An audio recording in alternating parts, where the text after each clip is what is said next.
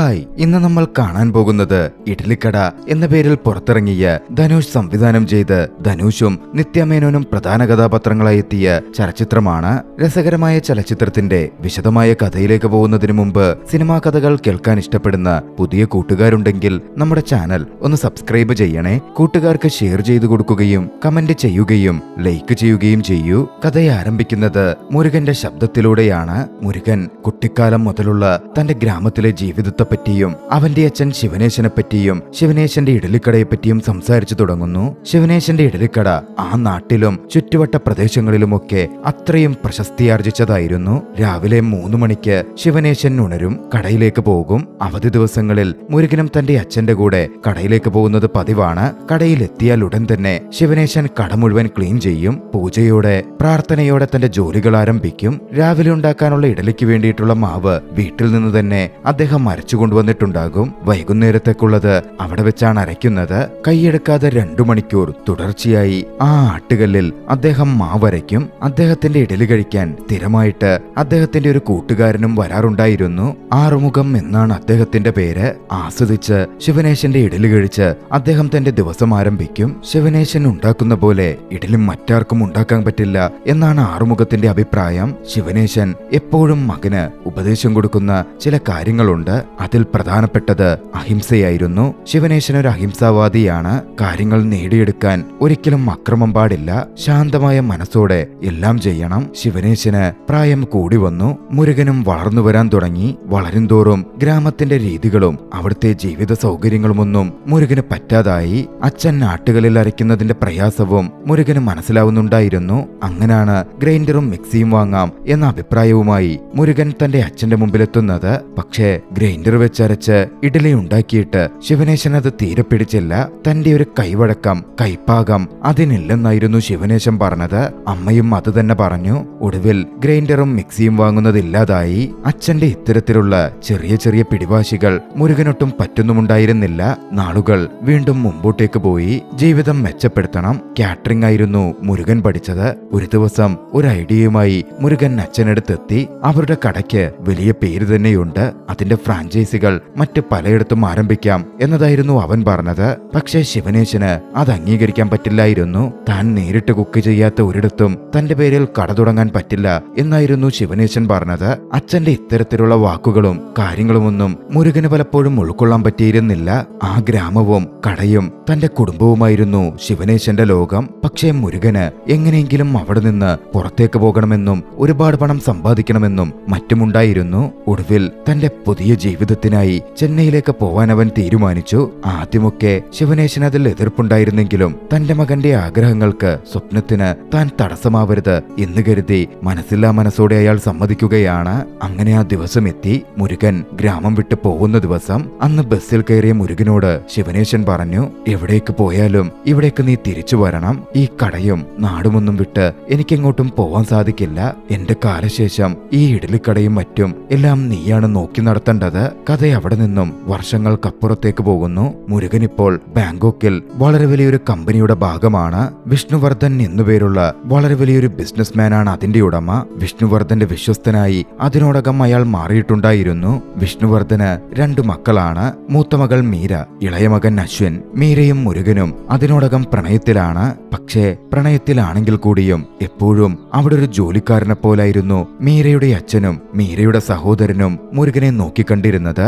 മീരയ്ക്കും അത്രമേൽ ആത്മാർത്ഥമായൊരു പ്രണയം മുരുകനോടുണ്ടോ എന്ന് സംശയിക്കേണ്ടിയിരിക്കുന്നു. മുരുകൻ വന്നതിൽ പിന്നെയാണ് അവരുടെ കമ്പനി വളരെയധികം ഉയർച്ച കൈവരിച്ചത്. അതിലൊക്കെ ഒരുപക്ഷെ അട്രാക്റ്റഡ് ആയിട്ടായിരിക്കാം മീര അവനെ പ്രണയിച്ചത്. മുരുകനും തന്റെ ബോസിന്റെ മകൾ എന്ന രീതിയിൽ മീരയോട് ഒരു വിധേയത്വവുമുണ്ട്. എന്തുകൊണ്ടോ ഒരു ആത്മാർത്ഥ പ്രണയം അവിടെ കാണപ്പെടുന്നുണ്ടായിരുന്നില്ല. വിഷ്ണുവർദ്ധന്റെ മകൻ അശ്വിൻ എപ്പോഴും വിഷ്ണുവർദ്ധൻ ഒരു തലവേദനയാണ്. വിഷ്ണുവർദ്ധൻ മകനെ അത്രമേൽ വാത്സല്യത്തോടെയായിരുന്നു വളർത്തിയത്. പോയിൽഡ് കിഡായി വളർന്നതുകൊണ്ടാകണം അവനെപ്പോഴും ഓരോരോ പ്രശ്നങ്ങൾ ഉണ്ടാക്കും. ചൂതുകളിച്ചും മറ്റും പോലീസുമായി എപ്പോഴും കമ്പനിയിലെത്തും. കൈക്കൂലി കൊടുത്തും മറ്റുമായിരുന്നു വിഷ്ണുവർദ്ധൻ അത് ഒതുക്കി തീർത്തിരുന്നത്. അന്നും അതുപോലൊരു സംഭവം ഉണ്ടായപ്പോ വിഷ്ണുവർദ്ധൻ മുരുകനെ വെച്ച് അവനെ കമ്പയർ ചെയ്ത് സംസാരിച്ചു.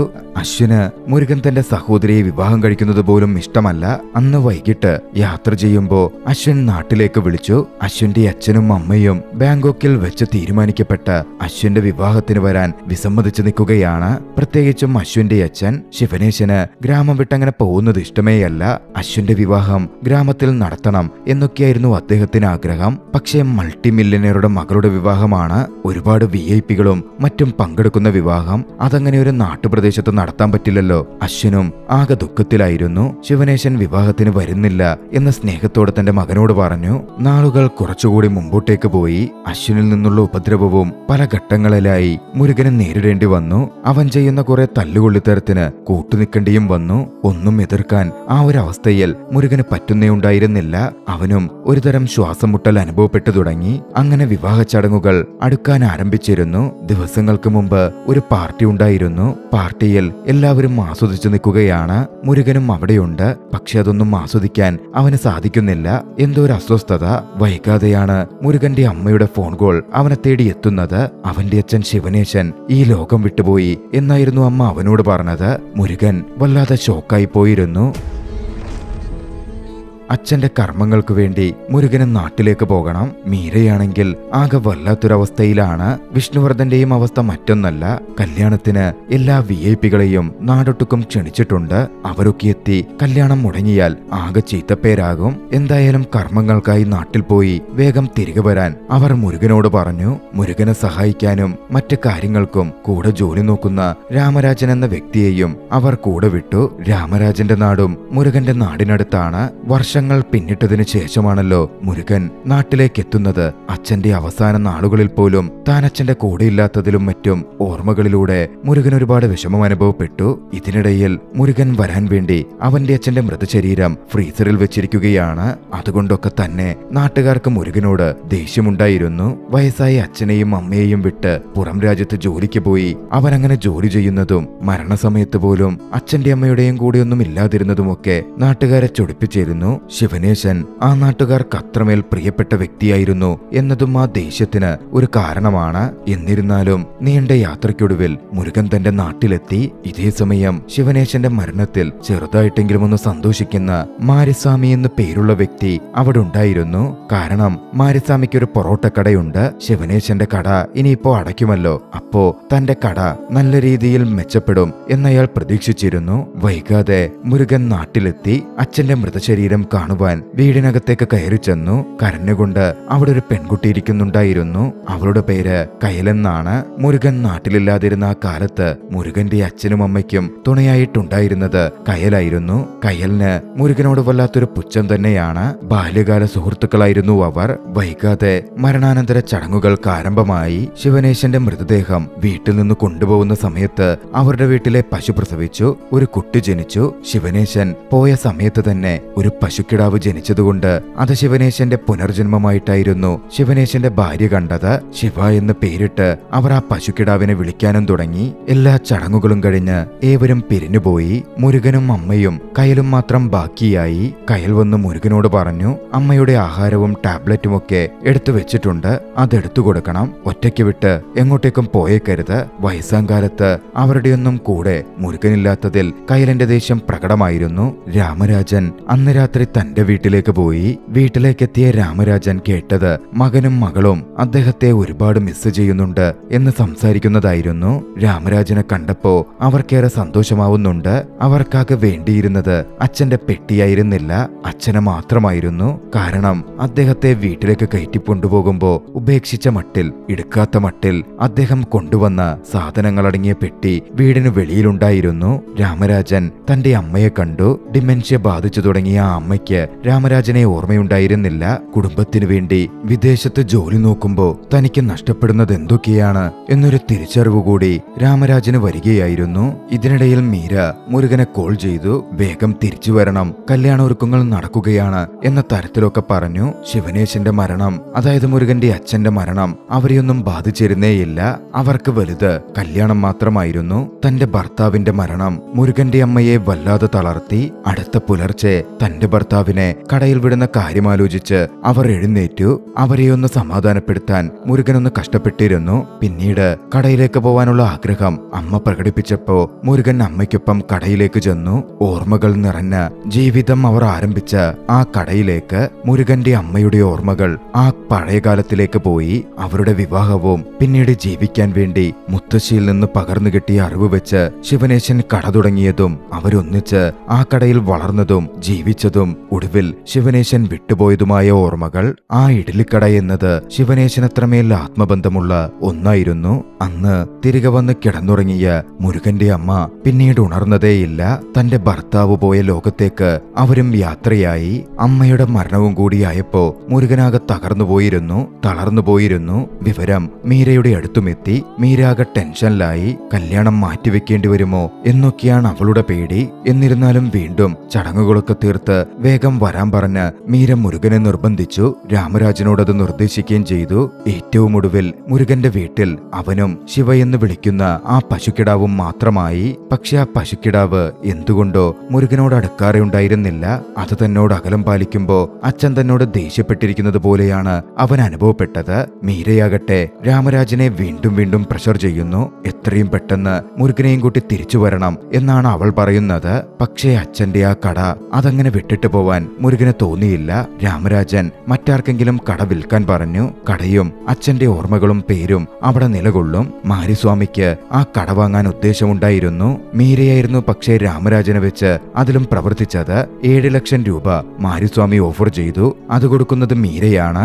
മുരുകൻ ആദ്യം എല്ലാവരും പറഞ്ഞപ്പോ അതിന് സമ്മതിച്ചെങ്കിലും വീട്ടിലേക്ക് തിരികെ വരുന്ന വഴി അവൻ അവരുടെ കുലദൈവം കറുപ്പുസ്വാമിയുടെ രൂപത്തിനും ക്ഷേത്രത്തിനും സമീപം തന്റെ അച്ഛനെ കണ്ടു. അച്ഛന്റെ മനസ്സ് വേദനിക്കുന്നത് അവൻ മനസ്സിലാക്കി. പിറ്റേന്ന് അവനൊരു തീരുമാനമെടുത്തു. ഒരുപാട് ആലോചിച്ച് ആ കട എഴുതി കൊടുക്കുന്നില്ല, അത് വിൽക്കുന്നില്ല. മാരിസ്വാമിക്ക് അത് കേട്ട് ദേഷ്യം വന്നു. പക്ഷേ രാമരാജന് സന്തോഷമേ തോന്നുന്നുള്ളൂ. ഇതേ സമയം കട എങ്ങനെ വിൽക്കാൻ പോകുന്ന കാര്യം നാട്ടിൽ പാട്ടായി കഴിഞ്ഞിരുന്നു. ഒക്കെയറിഞ്ഞ കയലിനും മുരുകനോട് വലിയ ദേഷ്യം തോന്നി. അന്ന് തിരികെ എത്തിയിട്ടും ആ ദേഷ്യത്തിലാണ് കയൽ അവനോട് പെരുമാറുന്നത്. പക്ഷേ അവൻ കട എഴുതി കൊടുത്തിട്ടില്ല എന്ന് കേട്ടതും കയലിന് വല്ലാത്തൊരു സന്തോഷം അനുഭവപ്പെട്ടു. ഒക്കെയറിന് മീര അവനെ കോൾ ചെയ്തു. അവന്റെ അച്ഛന്റെ കടയടക്കം അപമാനിച്ച് ആ ഒരു കടയ്ക്ക് വേണ്ടിയാണോ അവിടെ നിൽക്കുന്നേ, വേഗം തിരിച്ചു വരാനൊക്കെയായിരുന്നു മീര പറഞ്ഞത്. മുരുകന് അതൊന്നും അത്ര ദഹിക്കാൻ പറ്റുന്നതായിരുന്നില്ല.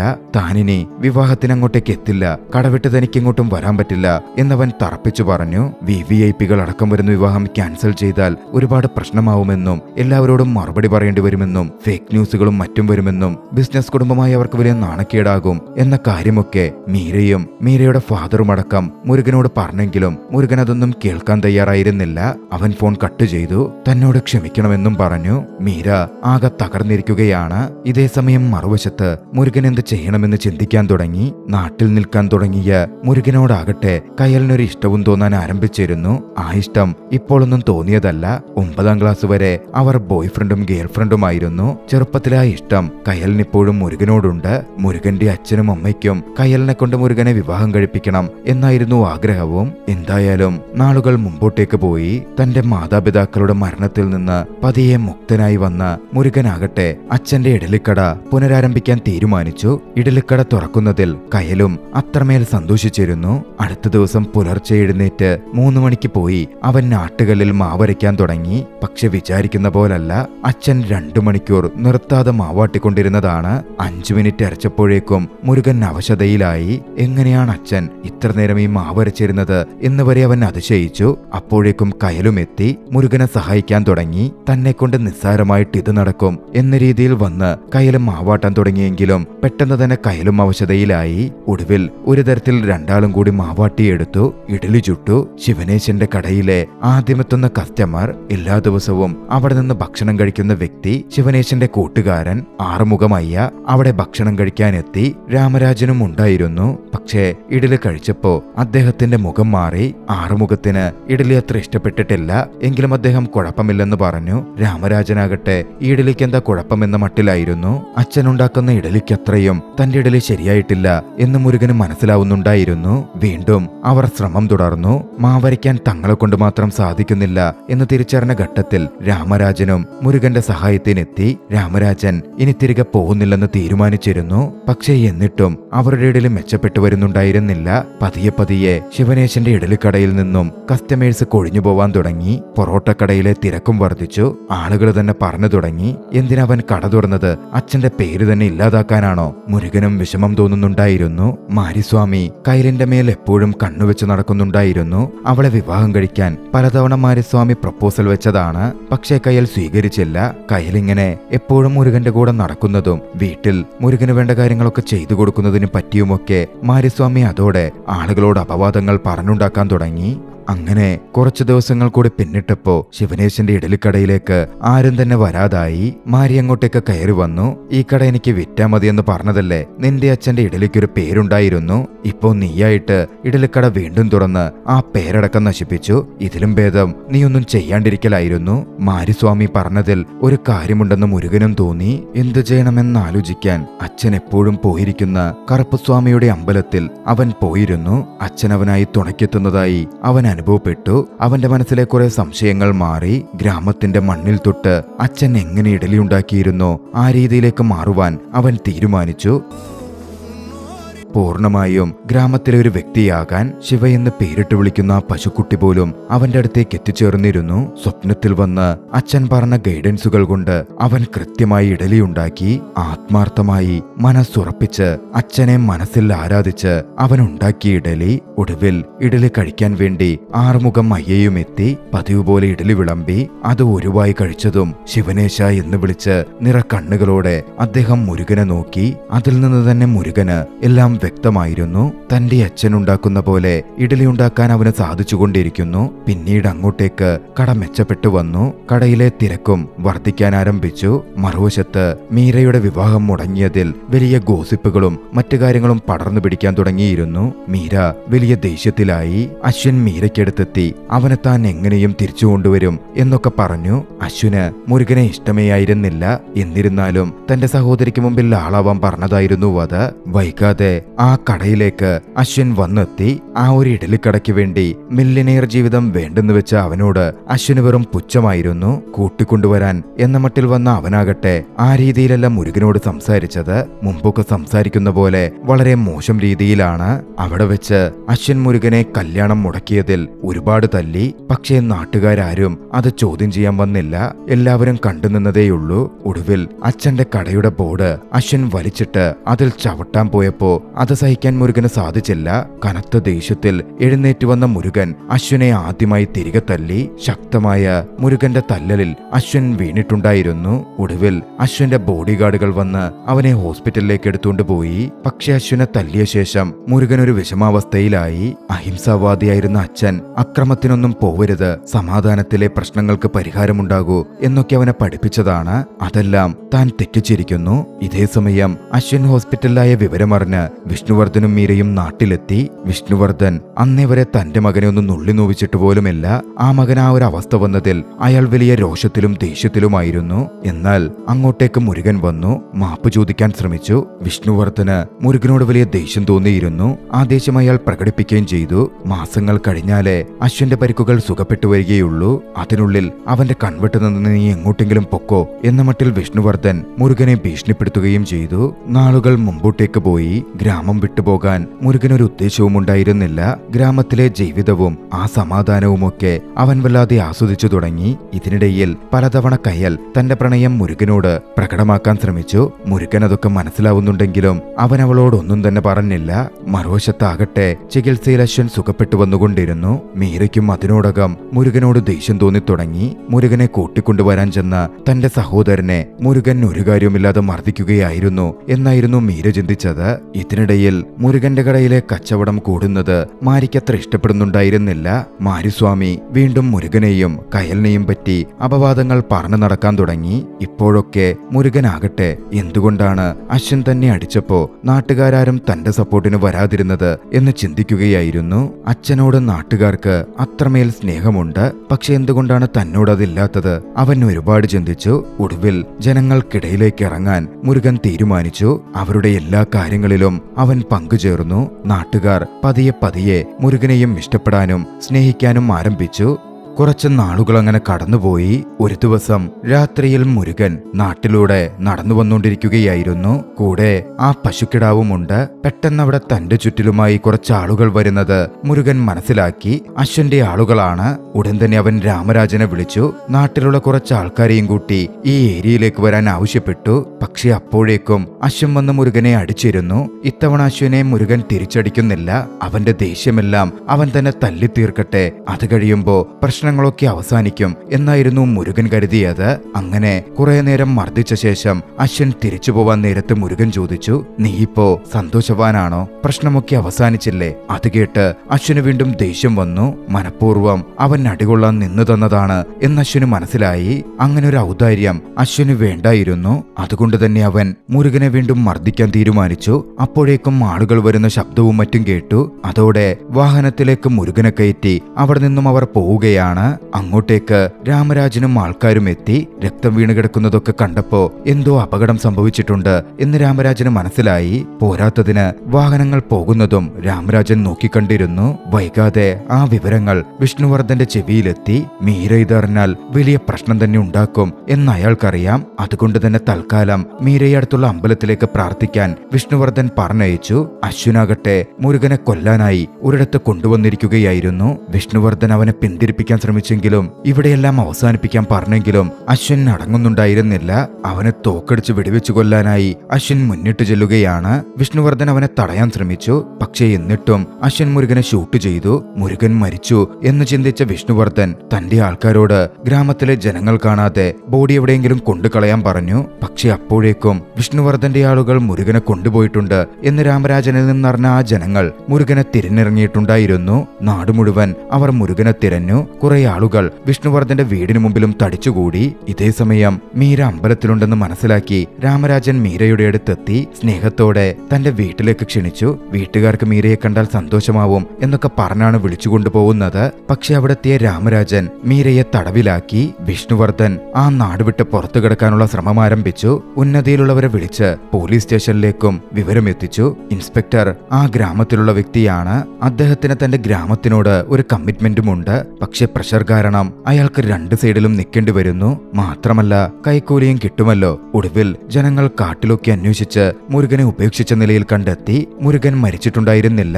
ഉടൻ തന്നെ മുരുകൻ ആശുപത്രിയിൽ എത്തിക്കപ്പെട്ടു. ക്രിട്ടിക്കൽ സ്റ്റേജിൽ ഹോസ്പിറ്റലിൽ കിടക്കുകയാണ്. വിഷ്ണുവർദ്ധനാണ് മുരുകന്റെ അവസ്ഥയ്ക്ക് മനസ്സിലാക്കിയതും വിഷ്ണുവർദ്ധനെയും കുടുംബത്തെയും തടഞ്ഞു വെക്കാനും പിടികൂടാനും നാട്ടുകാർ വീടിന്റെ മുമ്പിൽ തടിച്ചുകൂടി. മുരുകൻ ജീവനോട് തിരിച്ചു വന്നില്ലെങ്കിൽ ആളുകൾ തന്നെ വെറുതെ വിടില്ല എന്നയാൾക്കറിയാമായിരുന്നു. എയർപോർട്ടിലേക്ക് പോവാൻ പോലും വിഷ്ണുവർദ്ധനും മകനും സാധിക്കുന്നില്ല. മീരയെയാണെങ്കിൽ വിളിച്ചിട്ടും കിട്ടുന്നില്ല.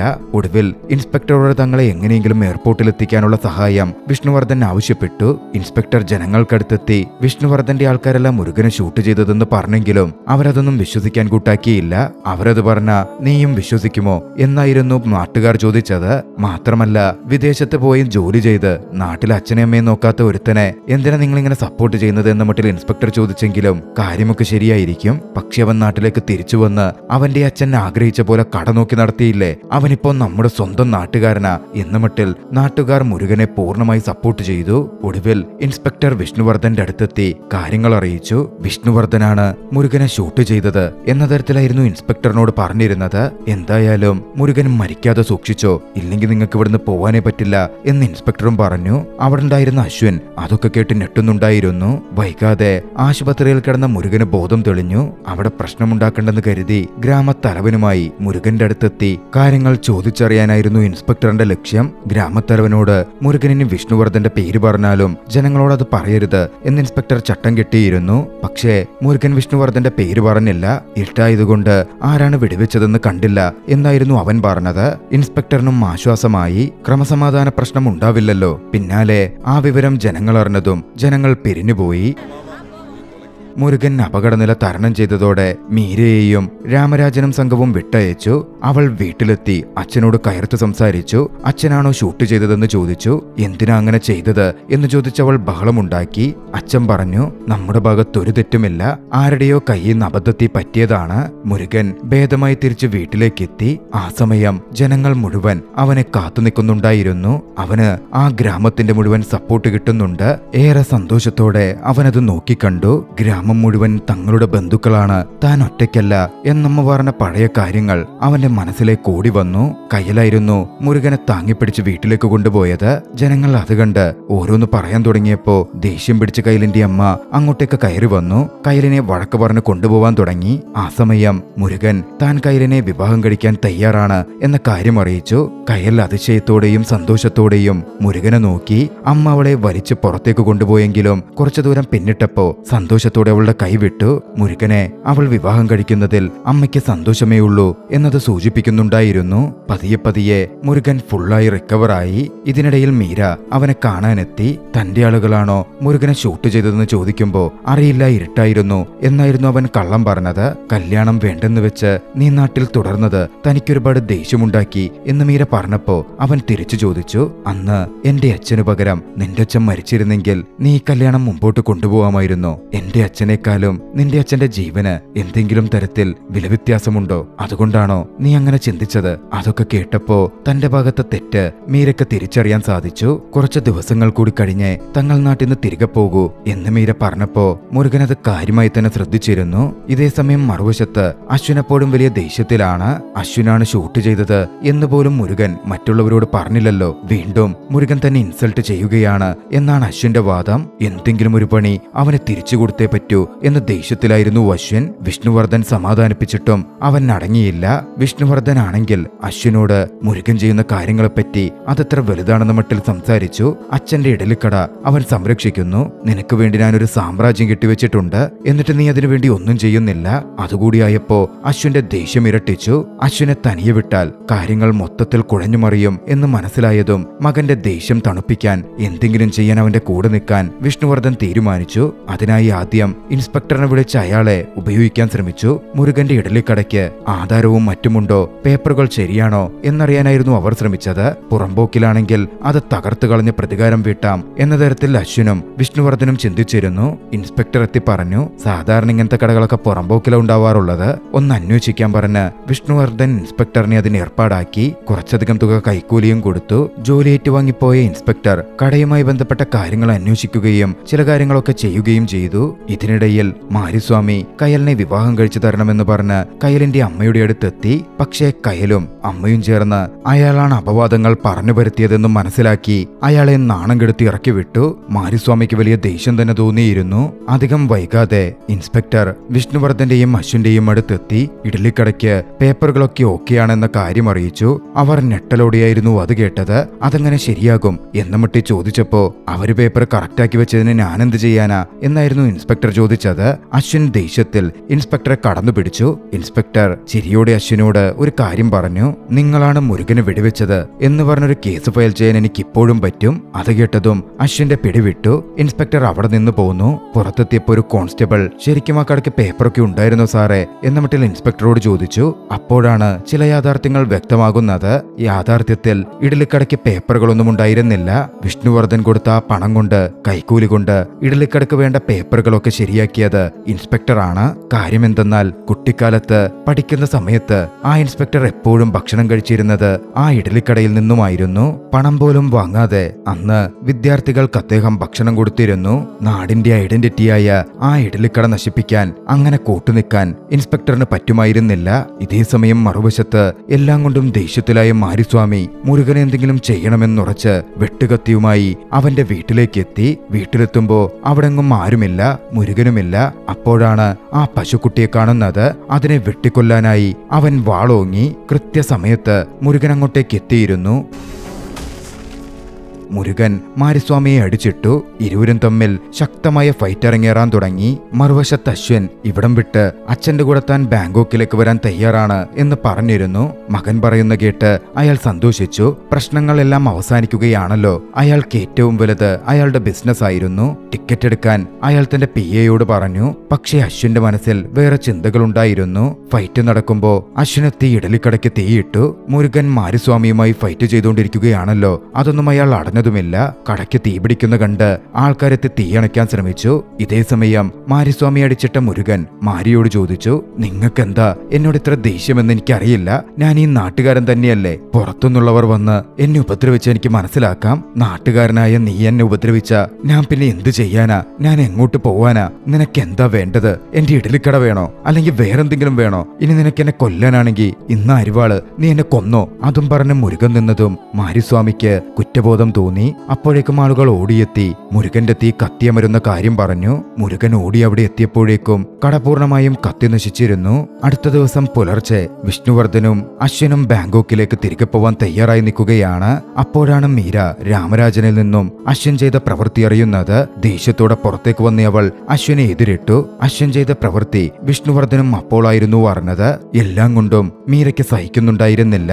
എല്ലാ രീതിയിലും തങ്ങൾ ദുഷ്ടന്മാരായി വില്ലന്മാരായി മാറിയിരിക്കുന്നു എന്ന് മീര മനസ്സിലാക്കിക്കൊണ്ടിരുന്നു. സഹിക്കാൻ പറ്റാതെ തന്റെ സഹോദരനെ ചോദ്യം ചെയ്തപ്പോ സഹോദരൻ മീരയെപ്പോലും അവനെ പ്രണയിച്ചതിന്റെ പേരിൽ കുറ്റപ്പെടുത്തി. സഹികെട്ട് താൻ സ്വയം ആത്മഹത്യ ചെയ്യാൻ പോകുന്നു എന്ന് പറഞ്ഞ് മീര തോക്കെടുത്തു. അവനെപ്പോലൊരുത്തനെ പ്രേമിച്ച് കുടുംബത്തിലേക്ക് കൊണ്ടുവന്നതല്ലേ, ചാവാണെങ്കിൽ നീ ചാവടി എന്ന മട്ടിൽ അശ്വൻ പറഞ്ഞതും സമാധാനിപ്പിക്കാൻ നിന്നിരുന്ന വിഷ്ണുവർദ്ധൻ ദേഷ്യം വന്ന് ആദ്യമായി തന്റെ മകനെ തല്ലി. അശ്വിൻ അതോടെ ഒന്നടങ്ങി. പിന്നാലെ മീര അശ്വിൻ എന്തു ചെയ്താലും മുരുകനെ പരാജയപ്പെടുത്താനേ പറ്റില്ല, അവൻ നല്ല മനുഷ്യനാണ് എന്ന മട്ടിലൊക്കെ സംസാരിച്ചു. ഇതേ സമയം മറുവശത്ത് കടയിൽ ചെന്ന് നോക്കിയ മുരുകനും കയ്യിലും ആകെ തകർന്നിരുന്നു. ആകെ കത്തി നശിച്ചിരിക്കുന്നു. ആകെ ബാക്കിയായിട്ടുള്ളത് ആട്ടുകല്ലും അരക്കല്ലും മാത്രമാണ്. ദേഷ്യത്തിൽ കയ്യൽ മുരുകന്റെ കയ്യിൽ അരിവാളെടുത്തു കൊടുത്തു. ഒക്കെ തീർത്തിട്ട് വരാൻ പറഞ്ഞു. പക്ഷേ മുരുകൻ അത് താഴെയിട്ടു. എന്നിട്ട് പറഞ്ഞു, ഈ കട അങ്ങനൊന്നും ഇല്ലാതായി പോവില്ല. കടയെന്ന് പറയുന്നത് ഈ ചുവരുകളും ബെഞ്ചും ഒന്നുമല്ല. ഈ കടയുടെ ആത്മാവ് ഈ കട തന്നെ, ആ അരക്കല്ലും ആട്ടുകല്ലുമാണ്. അതൊന്നും ഒന്നും ചെയ്യാൻ ആർക്കും തന്നെ സാധിക്കില്ല. പിന്നീട് കട പുനർനിർമ്മിക്കാനുള്ള ശ്രമങ്ങളായിരുന്നു. അവന്റെ അച്ഛനും അമ്മയും എങ്ങനാണോ മണ്ണിൽ നിന്ന് തുടങ്ങി ആ കട ഉണ്ടാക്കിയെടുത്തത്, അതുപോലെ കയലും അവനും ചേർന്ന് കട പുനർനിർമ്മിക്കാൻ ആരംഭിച്ചു. അധികം വൈകാതെ കടയുടെ പണികളൊക്കെ പൂർത്തിയായി. വീണ്ടും അവരാ ഇഡലിക്കട ആരംഭിച്ചു. കുറച്ചുനാൾ കഴിഞ്ഞപ്പോ ഇഡലിക്കടയുടെ മുമ്പിലേക്ക് തന്റെ മകനെയും മകളെയും കൂട്ടിയെത്തി. മുരുകനോട് അദ്ദേഹം ക്ഷമ ചോദിച്ചു. പിന്നാലെ വിഷ്ണുവർദ്ധൻ അശ്വിനോടും ക്ഷമ പറയാൻ പറഞ്ഞു. അശ്വിന് അതിൽ വലിയ താല്പര്യമില്ലെങ്കിലും മനസ്സിലാ മനസ്സോടെ അവനും ക്ഷമ പറഞ്ഞു. പോവാൻ തുടങ്ങിയപ്പോ മുരുകൻ അവരെ ഭക്ഷണം കഴിക്കാൻ ക്ഷണിച്ചു. എല്ലാവരും ഇഡലി കഴിച്ചു. അതിന്റെ രുചി ഒരുപാട് ആസ്വദിച്ചു. ആ സമയത്താണ് വിഷ്ണുവർദ്ധൻ മുരുകനോട് പറയുന്നത്, ഇവൻ ചെയ്ത തെറ്റിന് നീ എന്തെങ്കിലും ശിക്ഷ കൊടുക്കണം. വേണമെങ്കിൽ നീ അവനെ ഒന്ന് അടിച്ചോളൂ. പക്ഷേ അതൊന്നും വേണ്ടെന്ന് പറഞ്ഞ മുരുകൻ കുഴപ്പമില്ലെന്ന് പറഞ്ഞു. എന്നിരുന്നാലും എന്തെങ്കിലും ഒരു ശിക്ഷ മുരുകൻ കൊടുക്കണം എന്നായിരുന്നു വിഷ്ണുവർദ്ധൻ പറഞ്ഞത്. മുരുകൻ ഒന്ന് ആലോചിച്ചു. പിന്നാലെ ശിക്ഷയും കൊടുത്തു. അതെന്താണെന്നല്ലേ? 2 മണിക്കൂർ നേരം മാവാട്ടുക. അശ്വൻ മാവാട്ടാനിരുന്നു. പറ്റുന്ന പണിയാണോ 2 മണിക്കൂറൊക്കെ ആട്ടുക എന്നത്? കുറച്ചു സമയം കഴിഞ്ഞപ്പോഴേക്കും അവനാകെ അവശനാവാൻ തുടങ്ങി. ഇതിലും ഭേദം മീര പറഞ്ഞ പോലെ നീ ഒരു തല്ല് തന്നാ മതിയായിരുന്നു എന്ന് അശ്വൻ പറഞ്ഞു. എല്ലാവർക്കും ചെറിയ ചിരിയൊക്കെ വരുന്നുണ്ട്. പക്ഷേ യഥാർത്ഥ ശിക്ഷ ഇത് തന്നെയാണ് എന്ന് പറഞ്ഞ മുരുകൻ അവനോട് മാവാട്ടൽ തുടരാൻ പറഞ്ഞു. പിന്നാലെ അവൻ എഴുന്നേറ്റ് കടയുടെ മുമ്പിലെ ബെഞ്ചിൽ വന്നിരുന്നു. പണ്ട് ആ കട നോക്കി നടത്തി ആ ഗ്രാമത്തിൽ ജീവിച്ച് സമാധാനത്തോടെ സന്തോഷത്തോടെ അവന്റെ അച്ഛനിരുന്ന അതേ ബെഞ്ചിൽ വല്ലാത്തൊരു സമാധാനം മുരുകൻ അനുഭവപ്പെടുന്നുണ്ടായിരുന്നു. ആ ദൃശ്യങ്ങളോടെ ചലച്ചിത്രം അവസാനിക്കുന്നു. രസകരമായ ഈ ഒരു ചലച്ചിത്രം നിങ്ങൾക്കിഷ്ടമായെങ്കിൽ വീഡിയോ ലൈക്ക് ചെയ്യുക. അഭിപ്രായങ്ങളും നിർദ്ദേശങ്ങളും കമന്റുകളിൽ രേഖപ്പെടുത്തുക. കഴിയുമെങ്കിൽ ചാനൽ സബ്സ്ക്രൈബ് ചെയ്തും കൂട്ടുകാർക്ക് ഷെയർ ചെയ്തു കൊടുത്തും ഞങ്ങളെ സപ്പോർട്ട് ചെയ്യുക. അടുത്ത എപ്പിസോഡിൽ മറ്റൊരു മികച്ച ചലച്ചിത്രവുമായി നമുക്ക് കണ്ടുമുട്ടാം. അതുവരെ ബൈ.